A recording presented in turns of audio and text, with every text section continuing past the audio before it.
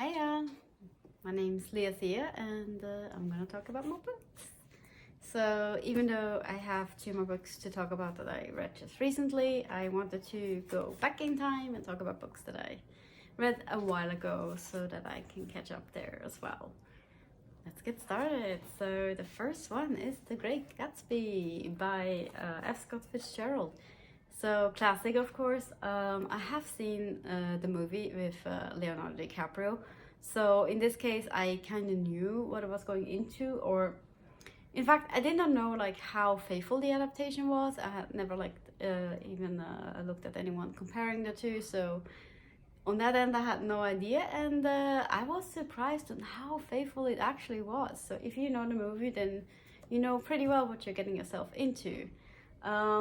It's interesting to even though Nick Carraway, even in the movie, he narrates from time to time, it's still like when you're watching a movie, you're still more omnipresent. So like, it's just that you hear someone's voice from time to time doesn't really mean you're inside their head. And in the book, of course, it's fully narrated by Nick, the neighbor of the Great Gatsby, and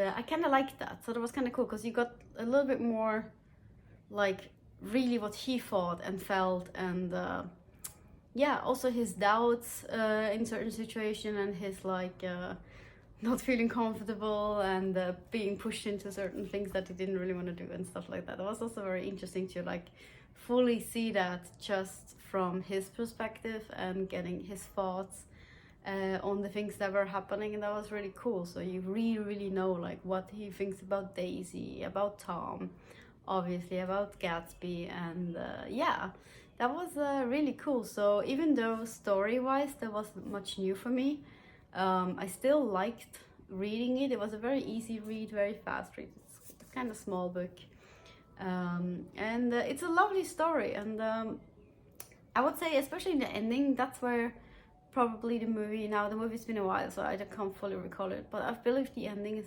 slightly different. I also like that I'm not going to spoil it, but at the climax, the big happening, I felt I had more background information as when I read the book. That could also have been me not paying enough attention to earlier scenes when I watched the movie. I don't know, but I felt like I had a little bit more insight there, and I enjoyed it thus even better here in this one. So there is a few changes here and there, but mostly it's a very faithful adaptation. But yeah, so I really enjoyed this one. Definitely a 4-star read for me. And yeah, I can highly recommend it if you're interested in these kinds of stories. So if you've seen the movie and you liked it, you will probably like reading this, and yeah, I can recommend it. So find the little differences and get also these extra informations that I got. So that's The Great Gatsby. Next up, we have The Turn of the Screw by Henry James. Also is it an adaptation? I'm not sure. So on Netflix there is a mini-series called The Haunting of Bly Manor.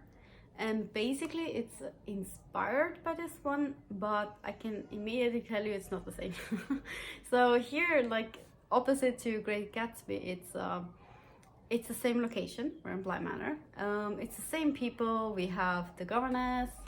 In the book, she's unnamed. In the show, I don't remember, but she probably has a name. But here, it's just she's the governess. It's also in first person from her perspective, written. You have the children, Miles and Flora. You have Mrs. Gross, the housekeeper, and in the show you have more characters than you have in this tiny little book. It's very small story, very fast read. So that's the same, and it is ghost story, gothic, a little bit scary, and yeah, but so I don't think it could be called an adaptation because the story in and of itself, despite the premise, is not the same. so if you liked Bly Manor, if you watch that on Netflix, and it's a really cool show on Netflix. I really enjoyed the show. I can highly recommend reading this one. And again, it's a very fast read. It's a tiny book, and it's so nice to read it from the governess perspective. And but I also really enjoyed is that as the things started happening, the characters weren't just like immediately believing, oh yeah, it's ghosts, but they were like doubting and doubting what they saw and doubting what happened, and maybe they misremembered, or maybe they were dreaming, and it's written in a very smart way, in my opinion. And since the story is different, also the ending is very different, so they have nothing coincide, so it's not that you would be spoiled if you had watched it, so you have no idea what's happening actually in this one.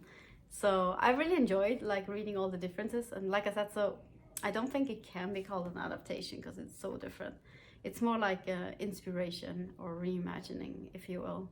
Same premise, but then they go pretty very, very different directions. So yeah, but I really enjoyed it. I love little gothic, little ghost stories, so for me this worked very well. So that was The Turn of the Screw by Henry James.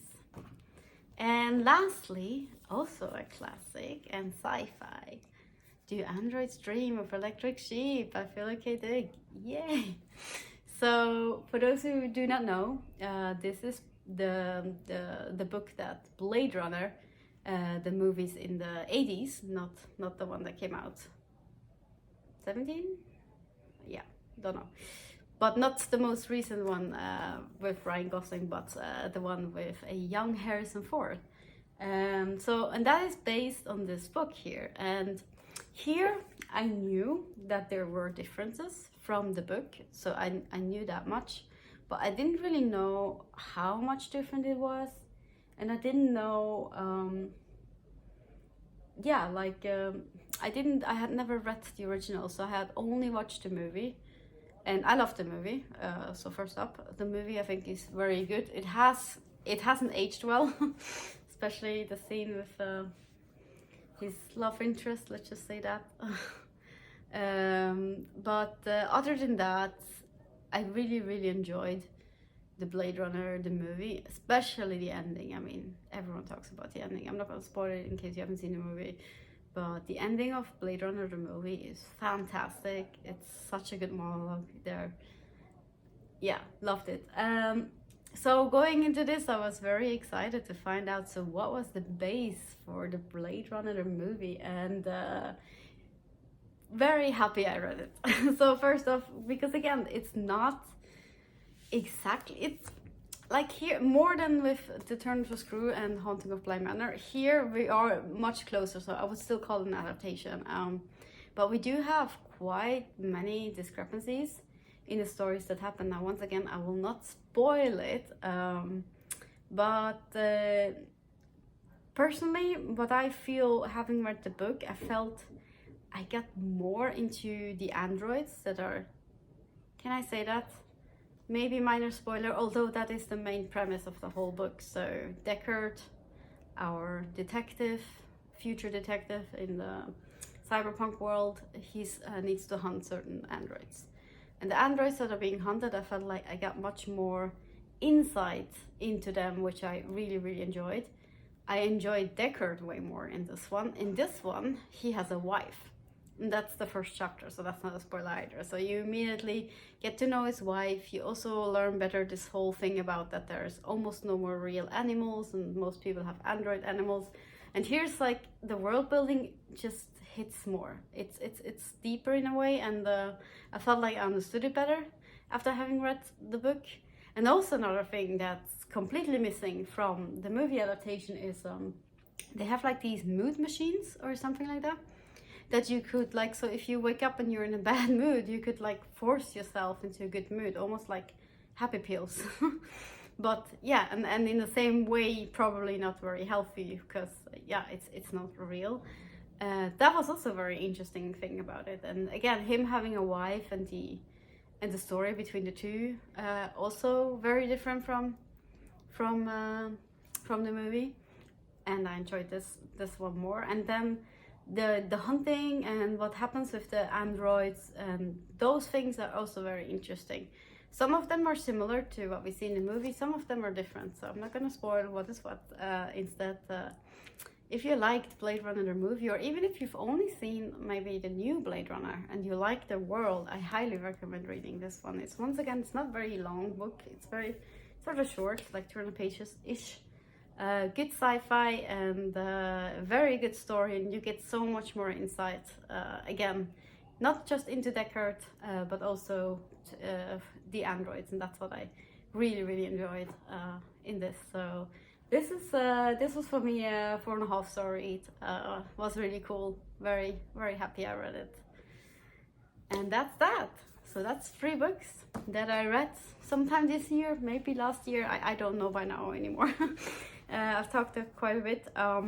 This might be my last or second to last, going backwards chronologically, and then I think I rather want to focus just on videos talking about things that I'm reading right now, because I can already tell I do need to jog my memory a little bit extra. That's a little bit shame, because I do want to give a fair retelling of how I felt when I read the book, how I liked it, and how it worked for me or didn't work for me, or things like that. So I do want to keep that real, and if I go back too far, I might not fully remember. So maybe I'll do 3 more, and then after that, I think, because I just remembered there's one book I really want to talk about. So maybe 1 more, maybe 2 more, who knows. But then I think I will focus on just what I'm reading right now, and on Instagram I'm posting which book I am currently reading. If you're interested in reading along or something like that, you can follow me on Instagram. It's in my description, my Instagram. But yeah, that's it for today, and 3 more books that I read sometime this year, maybe last year, not sure. And yeah, that's all from me. Thanks for watching, and let me know what you thought. See ya!